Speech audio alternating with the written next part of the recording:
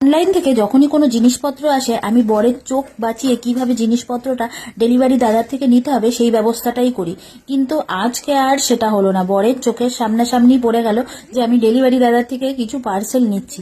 তাই আর কি বর 10 মিনিট আমাকে জ্ঞান দিয়ে দিল, বলেই দিল, হ্যাঁ শুধু শুধু পয়সা নষ্ট করছো, ঘরে জিনিসপত্র এনে বোঝাই করছো।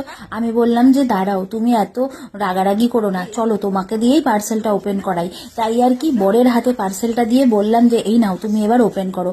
ও তো খুলতে খুলতে বলছে কি সব কৌটো ঠৌটো সারাক্ষণ অর্ডার করতে থাকে। আমি বললাম আরে না, এটা কৌটো না, তুমি ভালো করে দেখো, দাঁড়াও তোমার হাতে একটা জিনিস দিই, বলেই দইয়ের প্যাকেটটা হাতে ধরিয়ে দিলাম। বললাম নাও এবার এই দইয়ের প্যাকেটটা কেটে এটার মধ্যে ঢালো, দেখো তো কোনো কিছু দেখা যায় কিনা।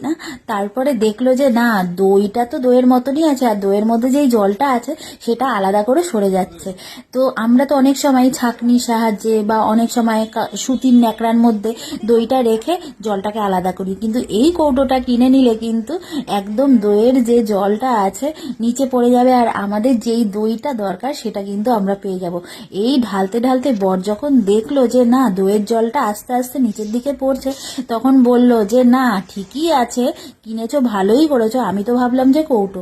তারপরে আর কি, এই যে আমরা যে মেয়েরা এত সুন্দর সুন্দর জিনিসপত্র কিনি, বরকে সারপ্রাইজ দিই, ঘরের সংসারে সাজিয়ে রাখি, এটা কি সবাই বুঝবে? বুঝবে না।